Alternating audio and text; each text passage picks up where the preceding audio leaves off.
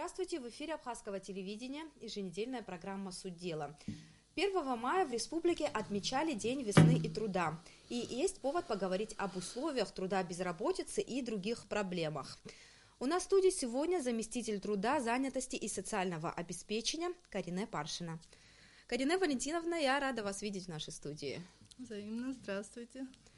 Хотелось бы мне начать с производственного календаря. В этом году нам всем грех жаловаться на отсутствие праздников. Согласно производственному календарю на 2017 год мы будем отдыхать 120 дней, это вместе с выходными и праздничными днями. Почему ежегодно количество праздничных дней меняется и как вообще формируется производственный календарь? Время от времени, наверное, все знают, у нас добавляются государственные праздники. Одним из последних это были День признания независимости Республики Абхазии.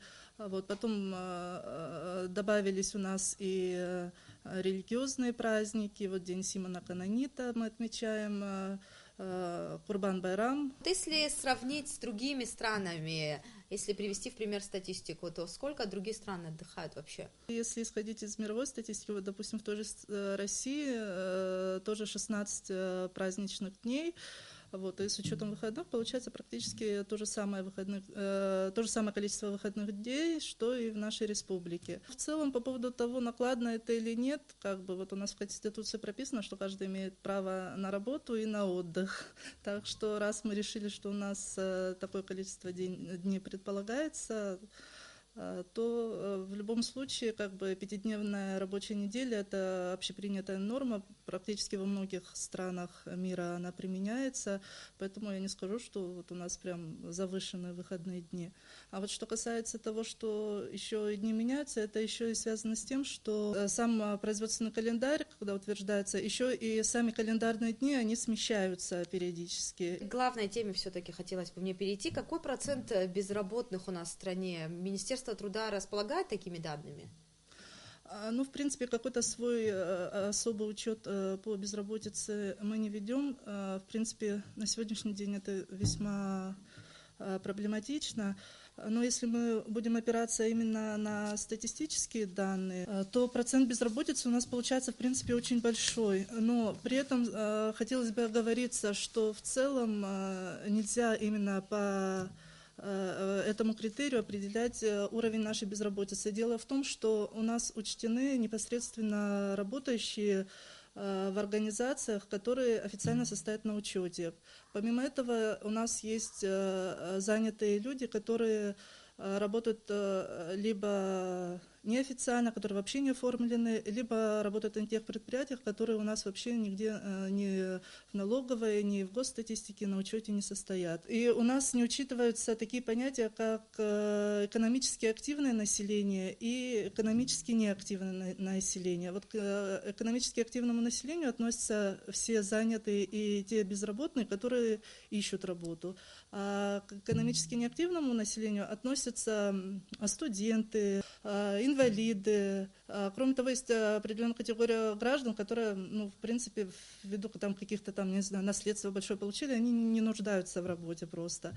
Эти категории граждан, они у нас не учтены, поэтому четко рассчитать уровень безработицы, я считаю, сложно, на сегодняшний день, это очень проблематично. Мы подготовили небольшую инфографику о том, в каких сферах экономики задействованы трудящиеся в Абхазии. Использовали мы данные официального сайта Госстатистики Абхазии за 2015 год. Давайте вместе с вами посмотрим. Государственной статистики Абхазии за 2015 год более 40 тысяч человек заняты в различных отраслях экономики. Большее количество трудящихся, а это около 17 тысяч человек, задействовано в сфере управления. Затем по убыванию в сфере услуг 9332 человека. Около 3000 работает в курортной и туристической отраслях. В торговле трудится около 2500 местных жителей. 2370 человек задействованы в промышленности, чуть меньше в строительстве и научной производственной деятельности. На транспорт и связь приходится 1300 и 1100 человек соответственно. Как оказалось, в Абхазии меньше всего человек работает в сельском хозяйстве и геологии.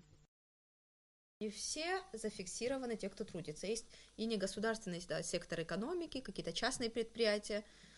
Это несоответствие, если приблизительно хотя бы говорить, то каков, по вашим данным, уровень безработицы, ну, приблизительно хотя бы?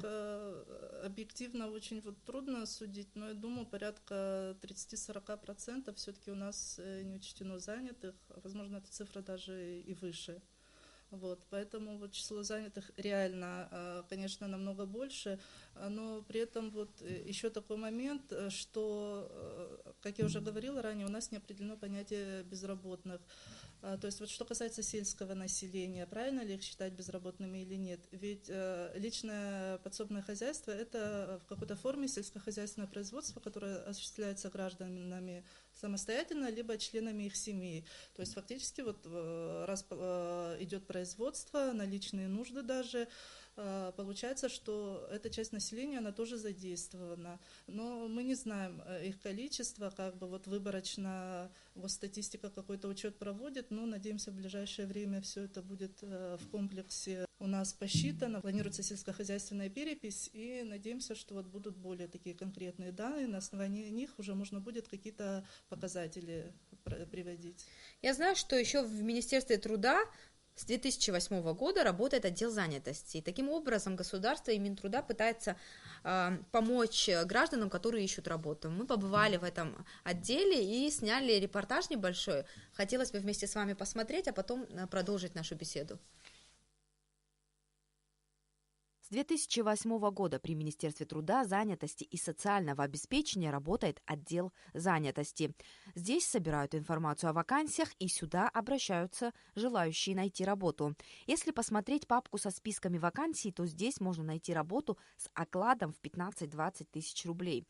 Требуются электрики, слесари, учителя, врачи, водители спецавтотранспорта и другие работники. Роберт Тополян – один из тех, кто нашел работу через отдел занятости. Я как бы сам ходил и искал себе работу вот после университета и пришел в отдел кадров и так и устроился на работу. Вот уже более 2 лет. Работаете, да? Да. 3 месяца испытательного срока, и в дальнейшем уже подписали договор, и я устроился на работу. Всего через отдел занятости удалось трудоустроить около 70 человек. Сейчас тоже люди приходят, обращаются они и сейчас, но чтобы их было больше, они должны слышать и знать много о том, что есть такой, да, вот, не биржа труда, не центр занятости, но хотя бы отдел занятости. Проблема не только в недостаточной информации. До сих пор у работодателей не было законных обязательств предоставлять министерству информацию о своих вакансиях. Все делалось на добровольной основе. Теперь же с принятием нового трудового кодекса все организации и учреждения должны будут регулярно предоставлять такие данные. В общем-то, до сих пор у работодателей не было обязательств предоставлять информацию о вакансиях. Вот с появлением нового трудового кодекса, как вот эта ситуация может измениться? И когда вообще пункты этого закона вступят в силу? Ну, что касается непосредственно Трудового кодекса, то он вступил в силу уже с 1 января 2017 года. Данный пункт, он тоже работает, но, к сожалению, пока особой активности работодатели наши не проявляют. Но согласно Трудовому кодексу работодатель обязан в 5-дневный срок со дня возникновения у него вакансии известить наш отдел занятости. За предыдущее время нашим отделом занятости неоднократно осуществлялась рассылка писем в различные организации с целью проинформировать нас об имеющихся вакансиях, чтобы сформировать свой банк данных. Однако вот очень мало ответов мы получали, в основном ответы шли из госсектора, именно хозяйственные, коммерческие предприятия особо как-то не проявляли активность. Сейчас мы надеемся, в связи с вступлением в силу нового Трудового кодекса, может, ситуация изменится. Но, возможно, они вот на сегодняшний день еще активность не проявляют еще и потому, что не проинформированы по данному пункту. Возможно, вот после нашей передачи как-то ситуация изменится к лучшему. Кто будет следить за тем, будут ли вакансии предоставлять? Закон о занятости населения, который у нас был принят еще в 1991 году, значит, новым Трудовым кодексом он был отменен. На сегодняшний день вот именно нашим управлением по труду и занятости разрабатывается проект нового закона, который бы соответствовал всем нашим реалиям. Мы планируем вот в данном законе прописать, чтобы те работодатели, которые выполняют проекты инфраструктурные за счет бюджетных средств, чтобы они привлекали на свои работы именно безработных. А не вот у нас сейчас очень большая тенденция к тому, что к нам из других стран приезжают рабочие. Мы планируем это внести в наш закон. Дальше вы сами знаете, что уже дело парламента будет принять либо отклонить это. Но мы надеемся таким образом уже простимулировать нашу занятость и обязать работодателя все-таки предоставлять рабочие места нашим безработным, которые состоят у нас на учете. Еще один важный пункт нового трудового кодекса – это создание организации трудовых инспекций. На какой стадии сейчас находится этот вопрос? Отдел госинспекции у нас создан уже, назначен его руководитель. Вот, на сегодняшний день формируется штат, пока небольшой, вот нам утвердили всего 5 штатных единиц. Ну, в принципе, на первое время, я думаю, этого достаточно. Разрабатывается сейчас нормативно-правовая база в этом направлении, и я думаю, мы со второго полугодия уже постараемся направлять наших инспекторов на проверки. Именно госинспекторы по охране труда будут в первую очередь следить за выполнением трудового законодательства и за соблюдением права работника на безопасные условия труда. Чем конкретно они будут заниматься? Допустим, если инспектор выявит, что цех, в котором работают рабочие, не соответствует безопасности труда, они имеют право на срок до 3 дней приостановить деятельность либо организации, либо какого-то участка конкретного работы, чтобы устранить все эти проблемы. Нормы пока у нас разрабатываются именно касательно безопасности труда. Ну, туда будет входить в том числе и необходимое освещение, там, состояние воздуха, влажности в помещениях. То есть, и, само собой, соблюдение непосредственно трудового законодательства в том плане, как своевременность выплаты заработной платы, полнота ее начисления, заключение договоров, предоставление заполнения трудовых книжек. То есть там очень много моментов, которые будут затрагиваться. Трудовые инспекции будут работать на всей территории Абхазии, да? Да, вот вы говорите, 5 штатных единиц всего.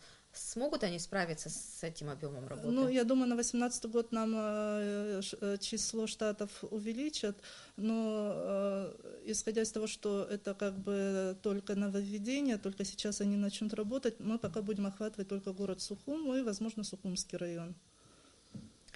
Ни для кого не секрет, что есть проблемы со специалистами по физике, математике. В ВАГУ поступающих на эти факультеты все меньше с каждым годом, и в стране ощущается острая нехватка учителей физики, математики. В этой связи мы решили узнать, что происходит в Сухумском физико-техническом институте, который некогда был известен на весь Советский Союз. Я сейчас предлагаю вашему вниманию репортаж, который мы там сняли. Конец Второй мировой войны знаменовался новым миропорядком и началом гонки вооружения. Единственной ядерной державой на тот момент были Соединенные Штаты Америки. Использование США атомной бомбы в Хиросиме и Нагасаки стало толчком для разработки ядерного оружия другими странами. Советский Союз в 1945 году запустил свой проект, цель которого в кратчайшие сроки создать атомную бомбу. Немецкие ученые, специально завербованные для этой работы, начали свои разработки в Абхазии. Так и появился Сухумский физико-технический институт. Это установки магнетронного напыления. Это пленочные технологии, то есть мы напыляем П и Н материалы на подложке. Экспериментальная работа. Этого раньше не делалось, мы вот сейчас пробуем. Мечта для человечества – это сверхпроводимость. Мы пока еще далеки от нее, но какие-то работы ведутся.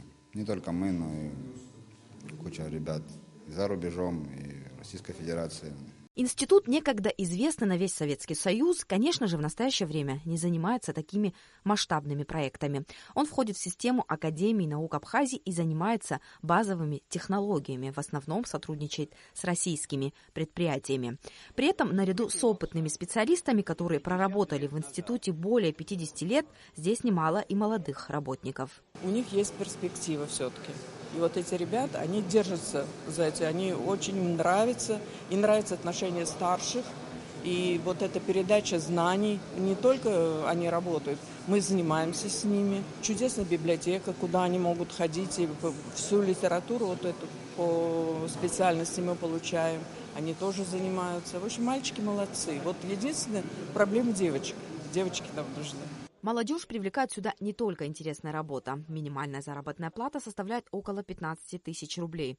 При этом, конечно, и спрос с них соответствующий. В СВД проблема с кадрами, конечно, существует, но она стоит не так остро, как мы думали. Все из-за того, что и заработные платы там достойные, и, конечно же, работа интересная.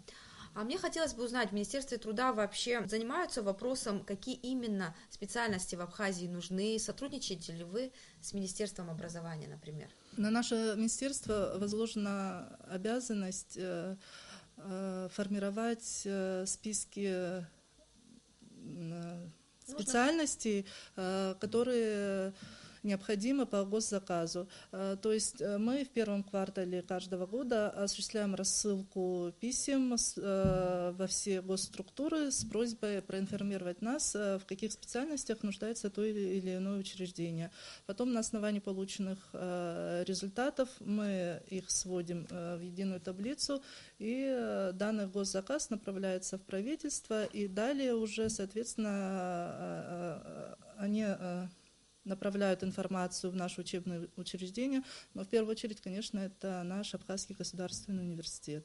А какие специальности вот больше всего нужны? По наблюдениям, вот, все-таки кажется, что больше всего не хватает учителей или специалистов в области каких-то новых технологий. А ваши исследования что показывают? Полностью с вами согласна, потому что даже исходя из той статистики, согласно которой, которая ведется у нас в отделе занятости по учету соискателей на работу, которые у нас зарегистрированы, основная часть, львиная, это порядка 90%, это педагоги.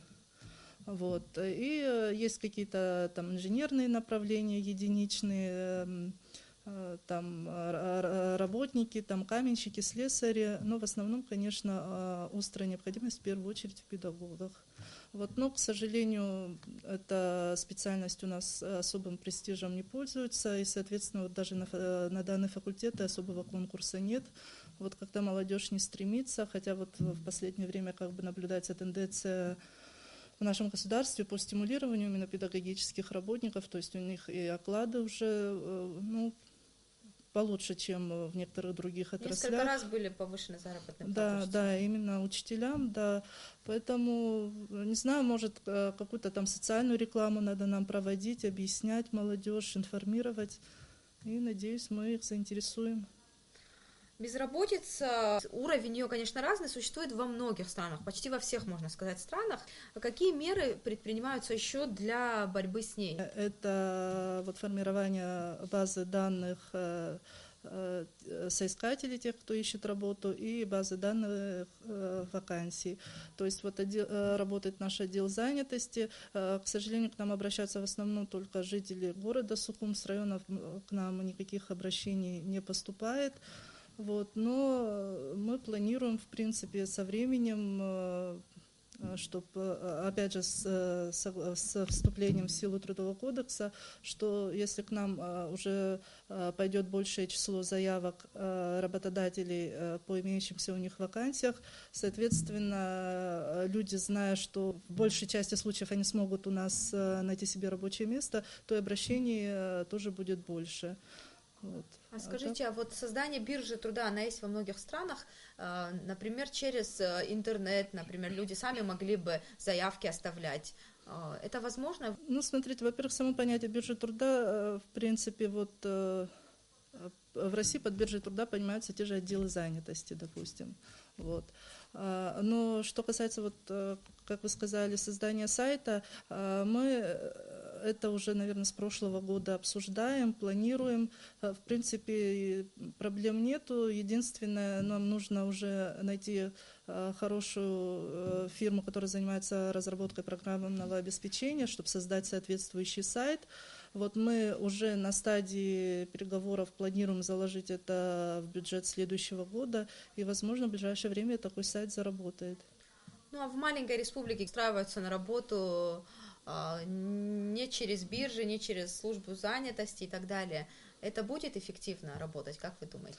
Ну да, у нас такой менталитет, но помимо того, что и сами граждане пытаются через кого-то устроиться, у нас и работодатели тоже пытаются работников для себя тоже через кого-то найти, через знакомых, то есть какую-то работу, разъяснение, наверное, с ними надо вести. Ну, я считаю, что все-таки необходимость запуска данного сайта все-таки существует, и уже на стадии, когда он начнет работать, мы уже сможем понять действительно, насколько это эффективно. И завершить беседу я хотела бы вопросом, какие гарантии обеспечивает государство трудящимся? Ну, на сегодняшний день, в принципе, хотелось бы отметить, что в первую очередь эти гарантии касаются именно тех лиц, которые у нас официально работают, то есть они оформлены, получают белую зарплату, на них заведены трудовые книжки. Конечно, самая главная гарантия для трудящегося – это возможность получения трудовой пенсии после того, как они достигнут пенсионного возраста. Кроме того, у нас на сегодняшний день оплачиваются в полном объеме своевременно больничные листы, дородовой, послеродовой отпуск. Я считаю, что это очень существенно. Кроме того, идут определенные гарантии в плане трудоустройства. Вот, допустим, военнослужащий, который ушел на срочную военную службу, работая на каком-то предприятии, он имеет преимущество перед остальными работниками. Если он вновь захочет вернуться на данное предприятие, работодатель его просто обязан трудоустроить. Ну, помимо этого тоже предусмотрены какие-то компенсации за использование личного имущества там, в служебных целях. Стоимость износа тоже работодатель обязан компенсировать. Независимо от того, работает он на госучреждении или госпредприятии? Да, в обязательном порядке. Но, конечно, если изначально работник использует собственное имущество для нужд работодателя, но с согласия работодателя. Если работодатель об этом не знал, и вот через 2 года работник предъявляет, вот я 2 года на своей машине на вас работал, пожалуйста, компенсируйте, само собой никто ничего компенсировать не будет.